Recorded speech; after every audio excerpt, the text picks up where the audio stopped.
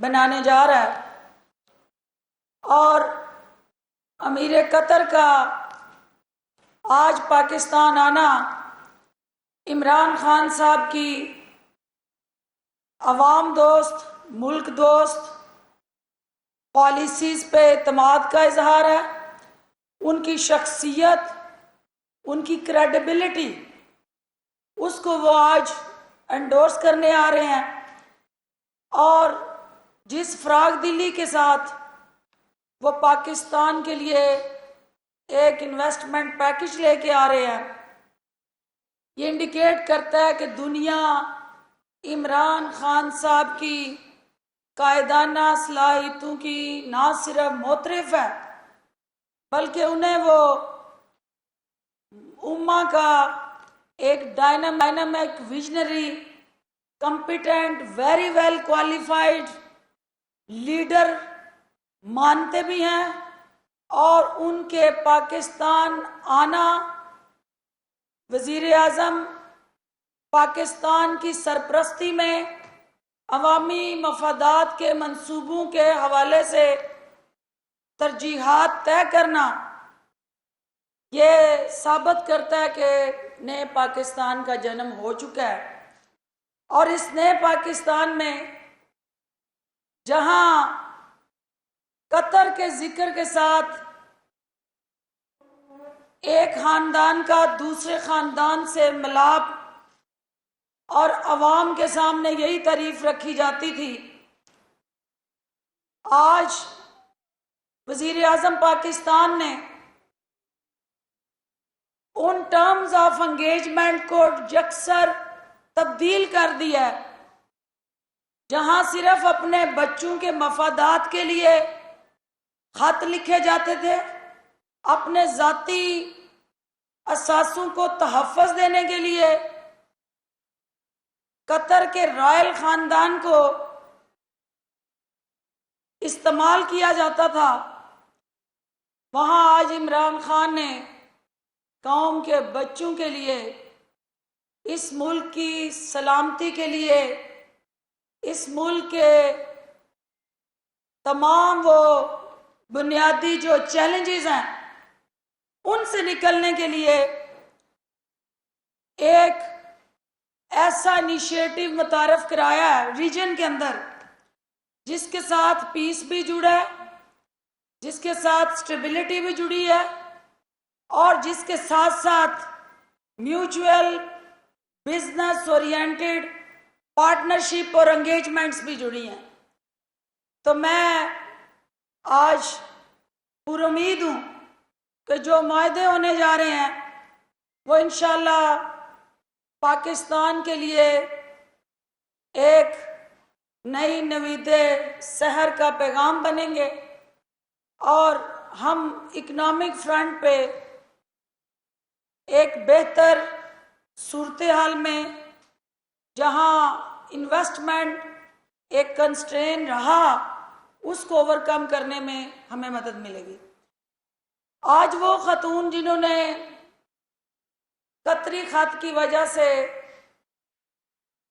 तमाम बैनुल अक़वामी सतह पे मुल्ज़मान की फहरिस्त में मकबूलियत हासिल की, और दुनिया भर की जहाँ जहाँ ख़वातीन मुल्ज़मान की दास्तान बयान होती है, जिक्र आता है, वहाँ एक ऐसी सज़ा याफ्ता खातून को भी एजाज़ हासिल है। और बदकिस्मती से उनके नाम के साथ पाकिस्तान का तारफ जुड़ जाता है कि वो पाकिस्तानी है। तो उस पाकिस्तानी सज़ा याफ्ता वो खातून जो है, दुनिया भर में उन्होंने जो शोहरत हासिल की उस कतरी खत के साथ जुड़ी, उसने पूरी दुनिया में एक पब्लिक ऑफिस होल्डर, 3 दफा वजीर आजम रहने वाला, किस तरह से अपने बच्चों के लिए, अपने खानदान के लिए असासे बनाता है, फिर वो पनामा के जरिए दुनिया उस चोरी को सामने ले आती है, और फिर पूरे पाकिस्तान के अवाम के सामने वो हकीकत आश्कार हो जाती है कि जिसको हम अपना लीडर चुनते रहे वो चोर दरवाजे से आता रहा, मैच फिक्स करके आता रहा, या खरीदो फरोख्त के जरिए आता रहा, जिस तरह भी आता रहा, कौम के सामने वो हकीकत आ गई कि ये हमारे लिए नहीं, इस मुल्क के लिए नहीं, इस मुल्क के अवाम के हकूक के तहफ़्फ़ुज़ के लिए नहीं, ये सिर्फ और सिर्फ अपनी ज़ात को नवाजने के लिए उसने दुनिया के सामने पाकिस्तान को शर्मिंदा किया। और पाकिस्तान उस पनामा लिस्ट के अंदर उसके साथ जुड़े जायदादों के अंबार और हकायक पे मबनी वो तमाम डॉक्यूमेंट्स जिन पे वो सजा याफ्ता राजकुमारी आज लेक्चर दे रही थी, और वो भी इतना लंबा कि उनको ये शायद यकीन था कि इसके बाद उन्हें मीडिया तक शायद रसाई दस्तयाब नहीं होनी। तो आज उन्होंने जो सफ़े मातम बिछाई और सफ़े मातम पे बैठ के सबसे पहले उसने अपने चचा के खिलाफ नोहा पढ़ा, और सबसे पहले उसने अपनी ही जमात पे खुदकुश हमला किया। और एक हकीकत खुल के सामने आ गई, आज पूरी कौम ने देख लिया और ये साबित हो गया कि नून लीग दो बयानियों में फंस नहीं गई सिर्फ, बल्कि उन दो बयानियों में धंस गई है। और आज की गुफ्तगू के बाद मरियम सफदर साहबा को अपने चचा से पार्टी की सदारत से इस्तीफा भी तलब कर लेना चाहिए था, जहां उन्होंने उनकी मैसाके मैशत को, उस सोच को मजाक करार दिया। इसका मतलब है कि उन्होंने अपने चचा का मजाक उड़ाते हुए ये बात कही कि वो इससे डिसएग्री करती हैं। ये चचा और भतीजी के दरमियान जो मामला है, कौम सिर्फ ये जानना चाहती है कि हमें जो आज एक डॉक्टर के लिबादे में वो रिपोर्ट सामने लेके आई,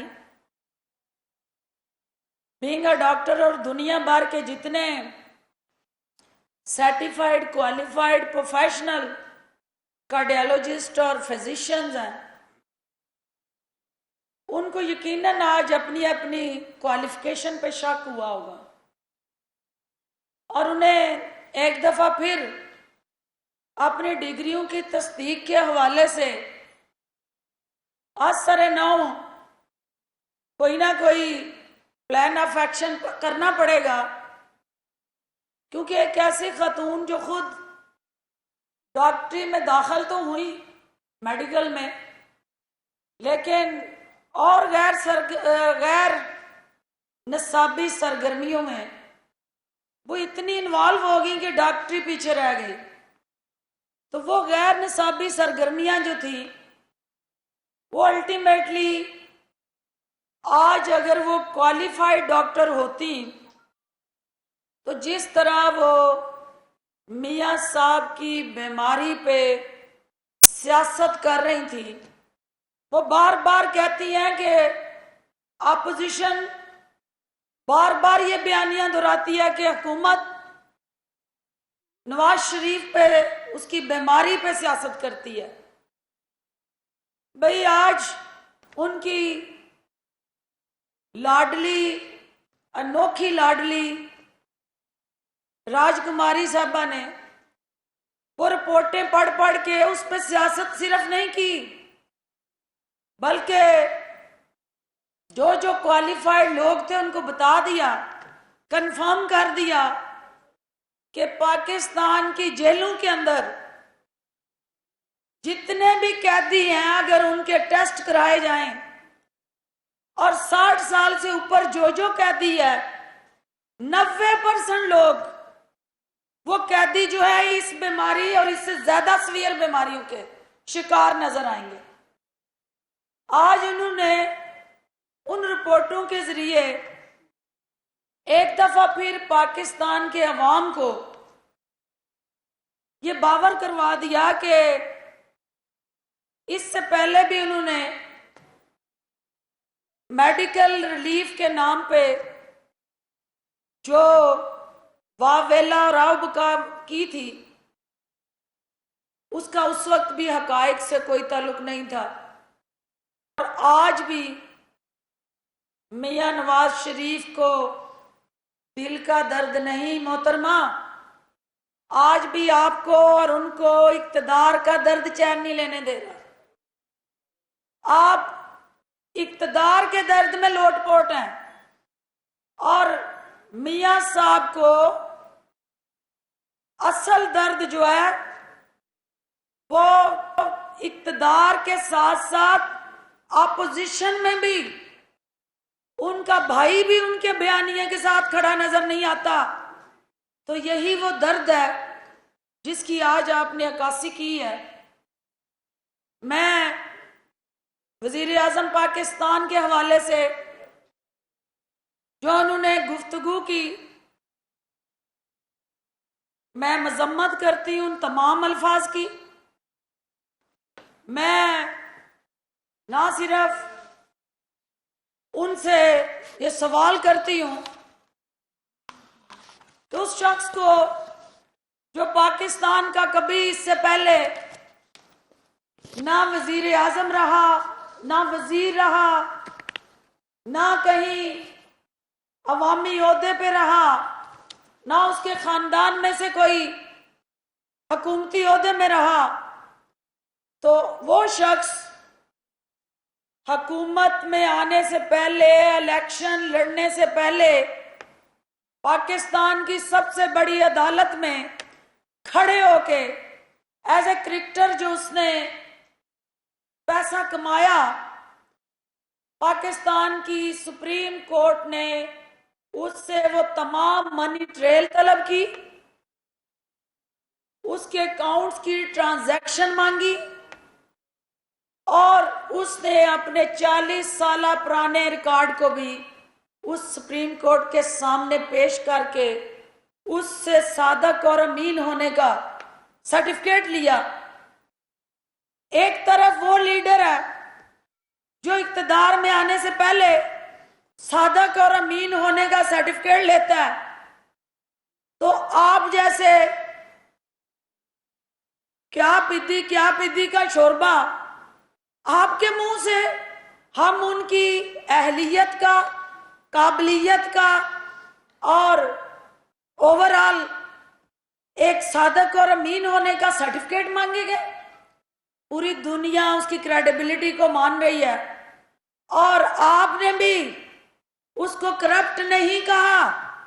यही मेरे लीडर की क्वालिफिकेशन है, यही उसकी सबसे पहली अहलियत है। क्या आपके मुंह से भी उसके लिए करप्ट होने का लफ्ज नहीं निकल सकता?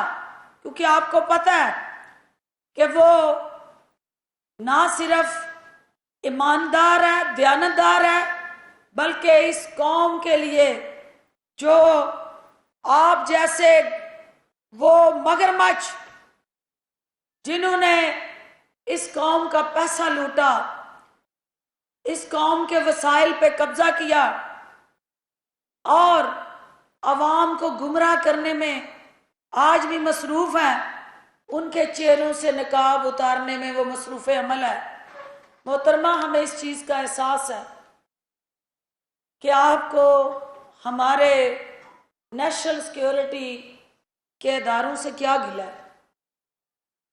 एहसास है इस बात का, क्योंकि जो सबूत, जो हकायक, जो आपकी कारस्तानियाँ और ऐसे ऐसे करतूत जो मैं आज मीडिया पे ले आऊं, तो आपको कहीं मुंह छुपाने की जगह नहीं मिलेगी।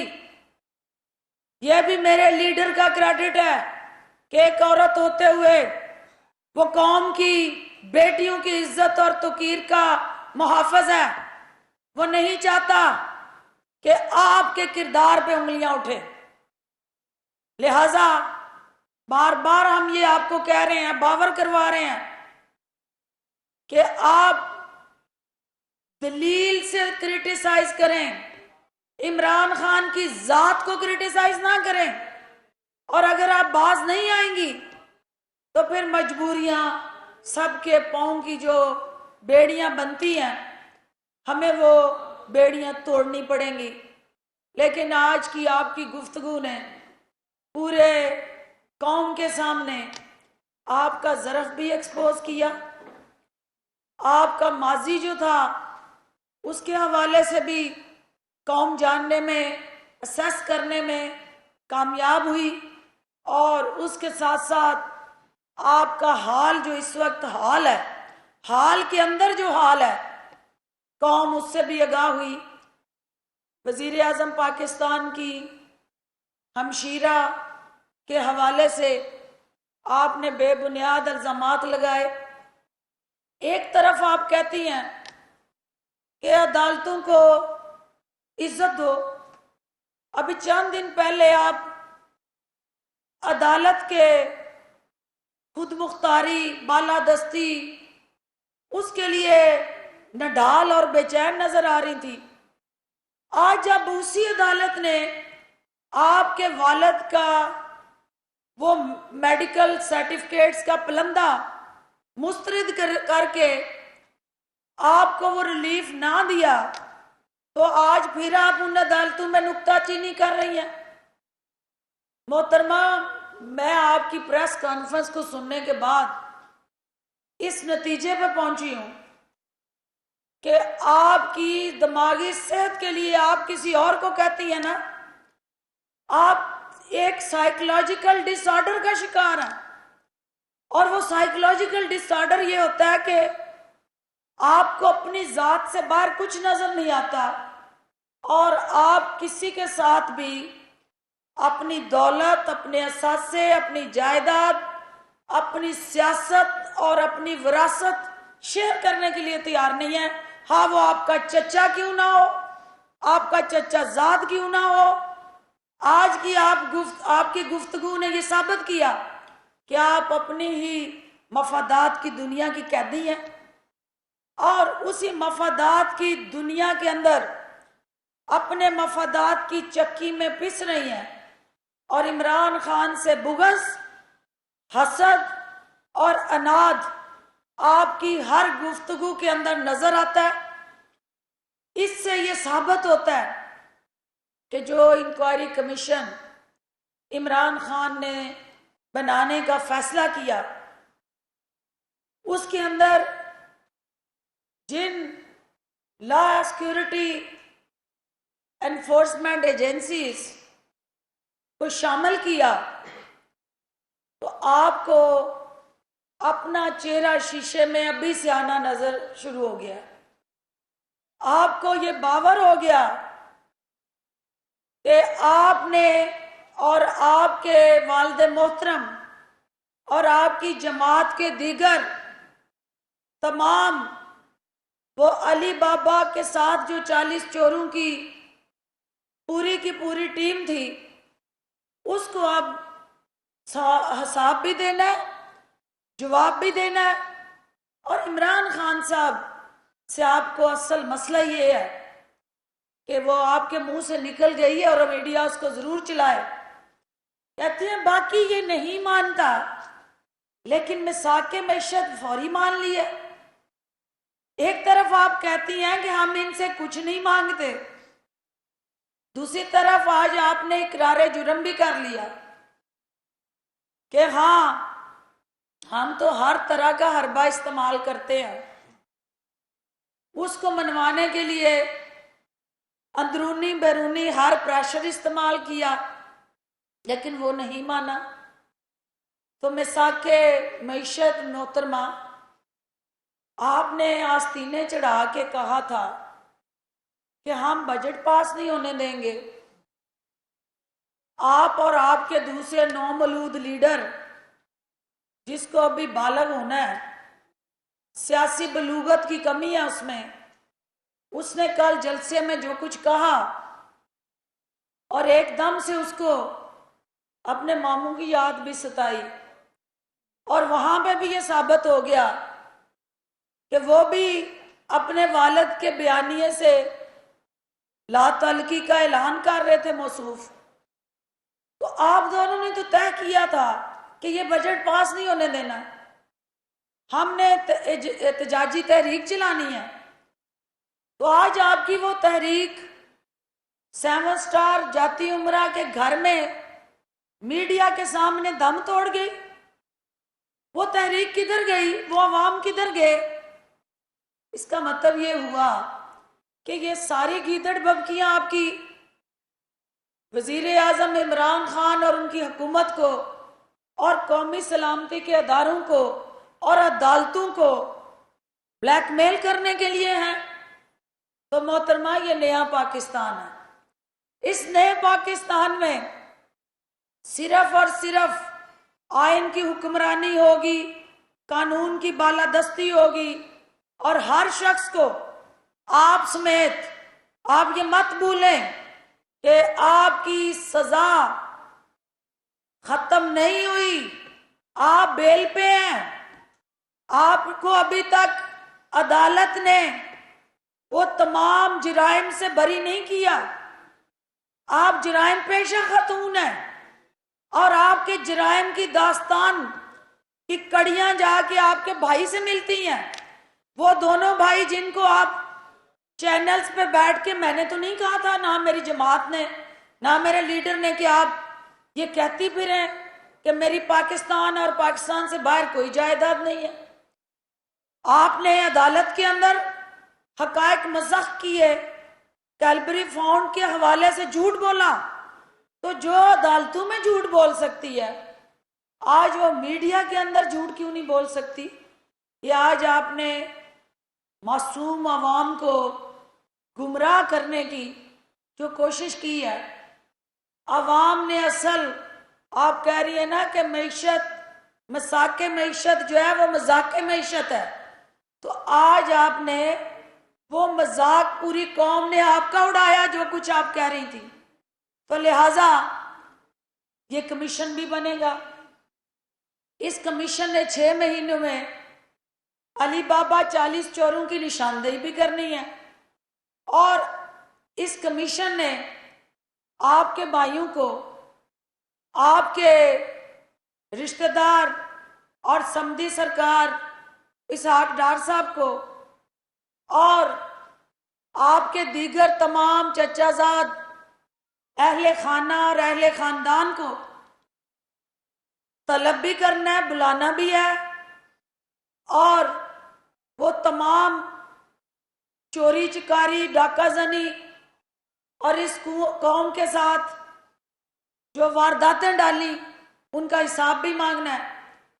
तो मैं आज, चूंकि हमें आपकी तकलीफ का एहसास है कि आज का दिन आपने इसलिए चुना, इसाव बका के लिए, ये आज आपने जानबूझ के वो कतरी जिनको आप रोक रही थी, वो डेलीगेशन जिनके रास्ते में आप बंद बांध रही थी, जंजीरें डाल रही थी उनके पांव में कि पाकिस्तान ना आया जाए, आज वो डेलीगेशन और वो अमीर कतर पाकिस्तान आ रहे हैं। आपकी तबीयत पे नागवार गुजरा, आपने मीडिया की अटेंशन डाइवर्ट करने के लिए, उस अहम कौमी मफाद के विजिट को सबूताज करने के लिए आपने ये दिन चुना, और आपने जिस किस्म की ज़बान दराजी की, जिस किस्म का आपने कौमी अदारों पे हमले किए और बार बार अदालतों को जिस तरह कंट्रोवर्शियल किया, ये इस बात की तरफ इशारा करता है कि आप इससे पहले भी डॉन लीग्स की शक्ल में और मुख्तलिफ कौमी सलामती के हवाले से। नाज़रीन, ये आप इस वक्त जो बराह रास्त मनासिर देख रहे हैं,